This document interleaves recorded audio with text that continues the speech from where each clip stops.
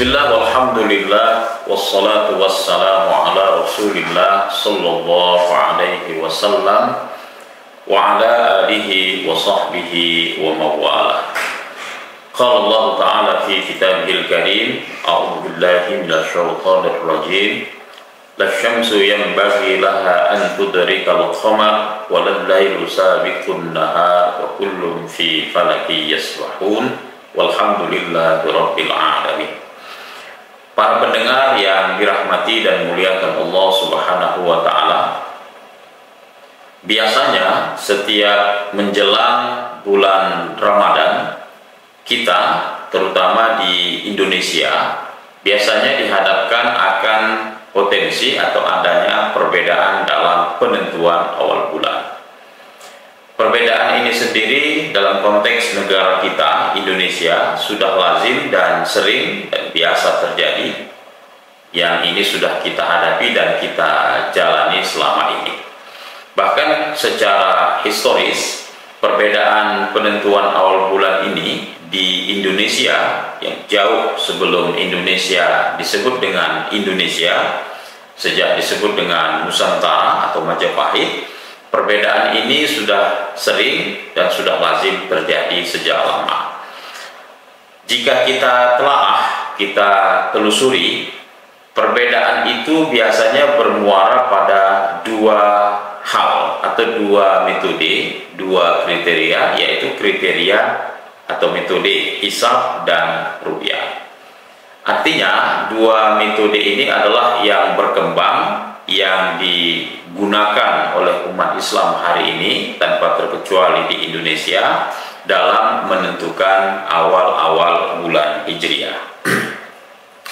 Secara sederhana, baik metode ru'yat maupun metode hisab dalam penjabarannya, dalam pengimplementasiannya, ada ragam model, ragam interpretasi, ragam implementasi yang menyebabkan berbeda antara satu dengan yang lainnya.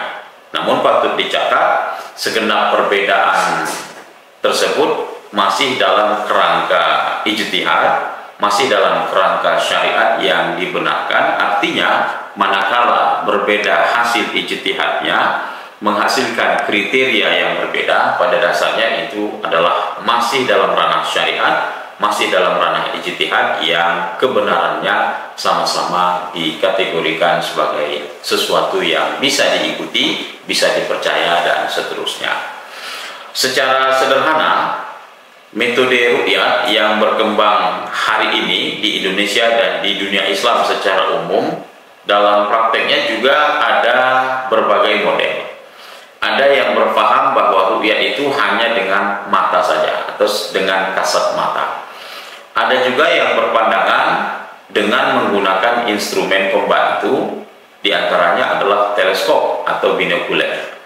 Ada juga yang berpaham bisa dengan memanfaatkan teknik astrofotografi atau olah citra, yaitu menghadirkan, memunculkan atau menampakkan hilal yang pada awalnya tidak tampak, tapi dengan teknologi tertentu pada akhirnya hilal itu bisa nampak, bisa terlihat, dan dinyatakan secara definitif bahwa itu adalah hilal syar'i dalam menentukan atau menjatuhkan awal bulan.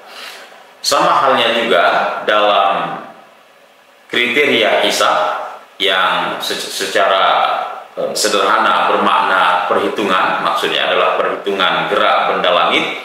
Dalam hal ini adalah gerak bulan atau hilal pada poros atau orbitnya.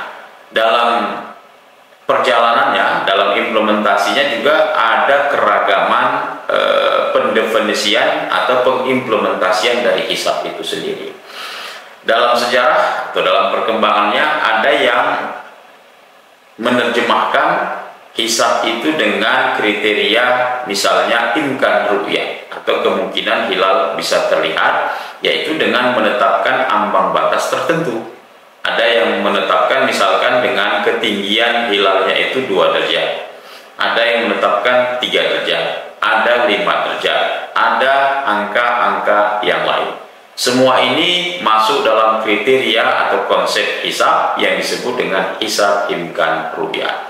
Kemudian ada lagi yang menetapkan kriteria hisab yang dikenal dengan hisab wujudul hilal. Artinya tidak dengan ambang batas tertentu, tetapi dengan prinsip asalkan atau selama posisi hilal itu berada di atas ufuk, berapapun ketinggiannya, yang penting sudah wujud, sudah positif secara matematis, maka itu sudah bisa dinyatakan sebagai masuk tanggal 1. Artinya dalam ranah hisab pada dasarnya, dalam implementasinya, dalam praktiknya ada beragam, ada berbagai kriteria yang berkembang yang berbeda antara satu dengan yang lainnya, yang ada kalanya menyebabkan berbeda dalam menjatuhkan atau menetapkan masuknya tanggal 1, apakah 1 Ramadan, 1 Syawal, 1 Zulhijjah, dan seterusnya.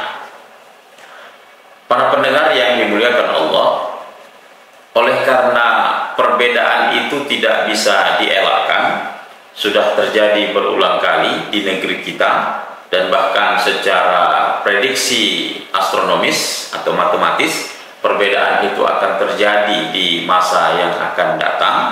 Maka ada sikap atau beberapa sikap yang harus kita kedepankan dalam menghadapi fakta dan fenomena yang sedemikian ini. Yang pertama yang mesti kita lakukan sebagai umat Islam adalah tentu kita harus memiliki literasi, memiliki pemahaman yang lengkap, yang komprehensif tentang apa dan bagaimana penentuan awal bulan ini. Kita harus mengerti bagaimana prinsip dalam wujudul hilal, bagaimana prinsip dalam imkan ru'yat dengan berbagai ambang batasnya, bagaimana prinsip ru'yat itu sendiri, dan seterusnya. Jika kita sudah memahami bagaimana argumentasinya, logikanya, prinsip fikih atau usul fikihnya, maqasidnya, dan seterusnya, maka insya Allah jika ini sudah kita pahami dengan baik, kita akan arif dan bijak dalam melihat segenap perbedaan yang ada dan terjadi, karena seluruhnya pada dasarnya adalah bermuara pada dalil yang sama, ayat Al-Quran yang sama, hadis yang sama, pendapat ulama yang sama juga, sebagaimana ditunjukkan oleh para ulama dalam karya-karya mereka, dan seterusnya. Yang kedua adalah tentu kita harus istiqomah, harus konsisten, konsekuen dengan apa yang kita yakini kebenarannya. Jika kita memilih satu pendapat tertentu, maka kita harus mengikuti pendapat itu secara konsisten. Jika kita mengikuti pendapat yang lain juga sama halnya demikian. Tidak boleh mencampur adukan, di satu hal kita mengikuti pendapat yang satu, di hal yang lain kita mengikuti pendapat yang lain. Ibadah tidak boleh demikian. Oleh karena ini adalah persoalan ibadah, maka harus dan mesti berdasarkan dalil. Dalil itu berdasarkan ijtihad dari para ulama, dan ijtihad itu biasanya lazimnya adalah berdasarkan ilmu pengetahuan. Karena itu kita harus mesti yakin dan istiqomah dengan apa yang sudah kita yakini kebenarannya. Berikutnya, oleh karena perbedaan tidak mungkin terelakkan, maka sikap yang harus kita kedepankan adalah saling menghormati, saling menghargai, saling bertenggang rasa, karena ini adalah sikap yang paling bijak di tengah perbedaan yang memang tidak bisa terelakkan. Mudah-mudahan kita akan mendapat rahmat dari Allah Subhanahu wa Ta'ala. Mudah-mudahan pemaparan singkat ini bermanfaat untuk kita semua. Saya akhiri, wabillahi taufiq. Assalamualaikum warahmatullahi wabarakatuh.